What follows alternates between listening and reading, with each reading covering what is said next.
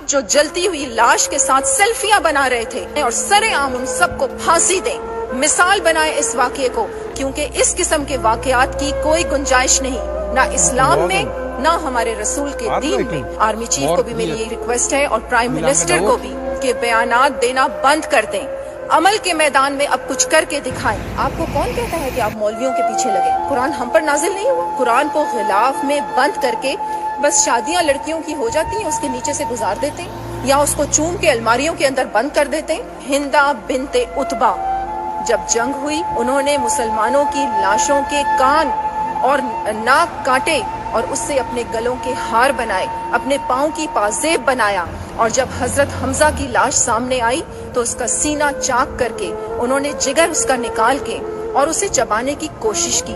जब वो नहीं चबाया गया तो एक पास ही चोटी पे चढ़, तो हमारे रसूल सल्लल्लाहु अलैहि वसल्लम ने क्या एग्जाम्पल सेट की। वो चाहते तो उस वक्त हिंदा के साथ क्या नहीं कर सकते थे।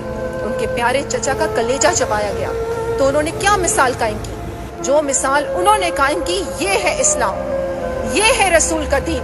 तो जो सबसे नालायक बच्चा होता है उसे मदरसे में डाल दिया जाता है। तो जब इस किस्म के लोग हमारे रिलीजियस स्कॉलर बनेंगे जिनको इस्लाम की अलिफ बे भी नहीं पता, तो इस किस्म के वाक़यात को आप किस तरीके से रोक सकेंगे। मैं तमाम पाकिस्तानियों को, मुसलमानों को, स्पेशली मुसलमानों को ये देना चाहती हूँ कि खुदारा अगर वाकई में आपको रसूल से मोहब्बत है, इस्लाम से प्यार है, कुरान से मोहब्बत है, तो फिर कुरान और रसूल की तालीमात जो वाक़या सियालकोट में हुआ इससे दूर दूर तक उसका कोई ताल्लुक नहीं है। और अगर रसूल से वाकई मोहब्बत करते हैं तो इस वाक़ये के लिए सब मिलके उठ खड़े। हमारे वजीर आज़म आसानी से ये कह देते हैं कि ये रियासत मदीना बनेगा।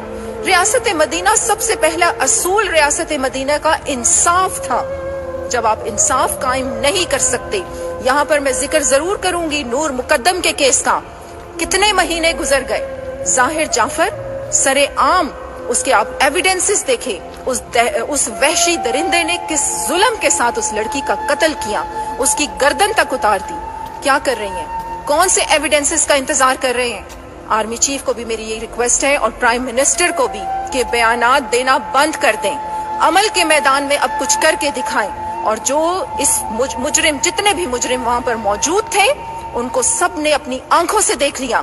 उसके बाद जो जलती हुई लाश के साथ सेल्फियां बना रहे थे, उनको भी मेरे ख्याल से जरूर लेके आए और सरेआम उन सबको फांसी दें। मिसाल बनाए इस वाक़ये को, क्योंकि इस किस्म के वाक़यात, वो मजदूर अपने मुतालबात मनवाना चाहते थे उनसे, और फिर इन्होंने जो इसको रंग दे दिया इस्लाम का और रसूल का। 2006 में पंजाब की एक लेडी मिनिस्टर जिसका नाम जिले हुमा उस्मान था, जिसके सर पे दुपट्टा ना लेने की वजह से एक नाम नेहाद मौलवी ने उसका कत्ल कर दिया। क्या वो मारा गया?